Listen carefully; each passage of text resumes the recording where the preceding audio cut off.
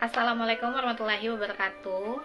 Halo teman-teman, pada kesempatan kali ini saya dan teman-teman kelompok akan menjelaskan tentang sejarah perumusan Pancasila melalui sidang BPUPKI dan Piagam Jakarta. Pancasila merupakan landasan dasar negara Republik Indonesia dan menjadi pedoman hidup bagi bangsa Indonesia. Tapi teman-teman tahu nggak sih kalau perumusan Pancasila itu melalui proses yang sangat panjang dan penuh perjuangan. Maka dari itu, mari kita sama-sama menyimak penjelasan dari teman-teman kelompok mengenai perumusan dasar Pancasila. Latar belakang pembentukan BPUPKI menjelang akhir kekuasaannya di Indonesia, pemerintah Jepang mulai menjanjikan kemerdekaan kepada bangsa Indonesia untuk menarik simpati rakyat.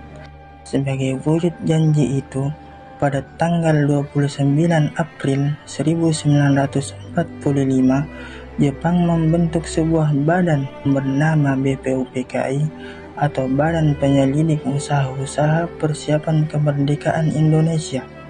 Tujuan utama BPUPKI adalah menyelidiki dan merumuskan hal-hal penting yang diperlukan bagi berdirinya negara Indonesia merdeka, termasuk dasar negara. BPUPKI dipimpin oleh Dr. Rajiman sebagai ketua dengan Mr. H.I. Bangase sebagai wakil ketua dari pihak Jepang. Sidang pertama BPUPKI 29 Mei sampai 1 Juni 1945. Sidang pertama BPUPKI diadakan pada tanggal 29 Mei hingga 1 Juni 1945. Dalam sidang ini, para tokoh bangsa membahas dasar negara Indonesia. Ada 3 tokoh penting yang mengemukakan gagasannya.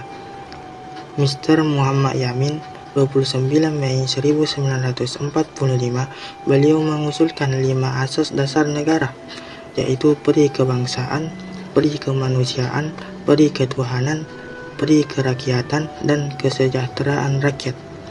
Profesor Dr. Soepomo, 31 Mei 1945, menyampaikan gagasan tentang negara integralistik, yakni negara yang menyatukan kepentingan individu dan masyarakat secara utuh.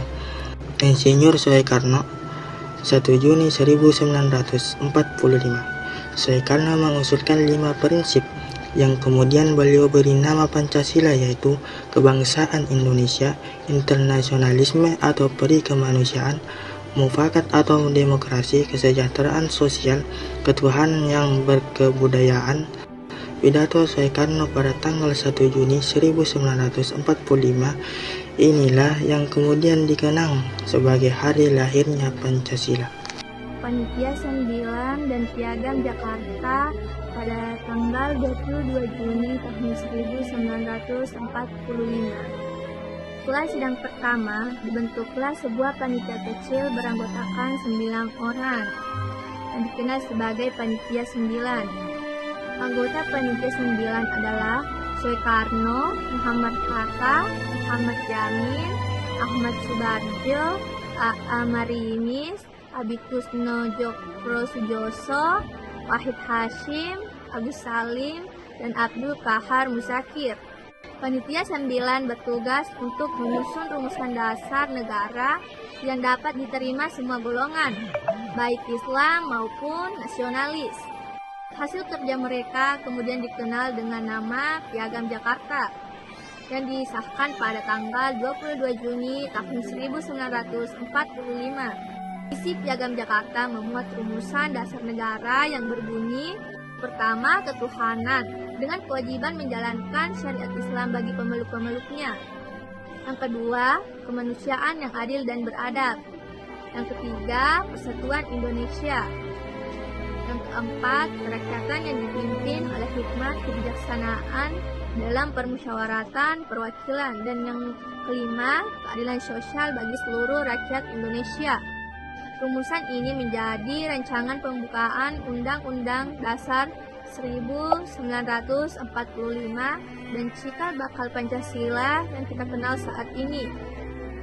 Sidang kedua BPUPKI pada tanggal 10 sampai 16 Juli 1945. Pada sidang kedua BPUPKI yang berlangsung dari 10 hingga 16 Juli 1945, para anggota membahas rancangan Undang-Undang Dasar termasuk penerapan Piagam Jakarta sebagai pembukaannya. Mereka juga membahas bentuk negara, wilayah kewarganegaraan dan pemerintahan yang akan dijalankan setelah Indonesia merdeka. Perubahan Piagam Jakarta pada tanggal 18 Agustus 1945. Setelah Indonesia memproklamasikan kemerdekaan pada 17 Agustus 1945, keesokan harinya 18 Agustus 1945, Panitia Persiapan Kemerdekaan Indonesia atau PPKI mengadakan sidang pertama. Dalam sidang itu terdapat satu perubahan penting dalam Piagam Jakarta, yaitu pada sila pertama, kalimat ketuhanan dengan kewajiban menjalankan syariat Islam bagi pemeluk-pemeluknya yang diubah menjadi ketuhanan yang Maha Esa.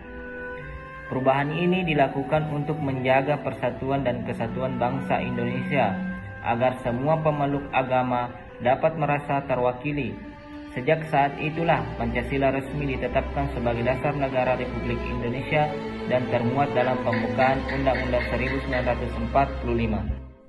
Nah, dari penjelasan teman-teman tadi kita bisa lihat bahwa Pancasila itu hasil dari musyawarah dan toleransi bersama para pejuang dan pendiri bangsa. Pancasila itu bukan hanya sekedar dasar negara, tetapi juga pedoman hidup bagi bangsa Indonesia untuk mewujudkan Indonesia yang adil. Maka dari itu, mari kita sama-sama mengamalkan nilai-nilai Pancasila dalam kehidupan sehari-hari demi mewujudkan Indonesia yang adil, makmur, dan beradab.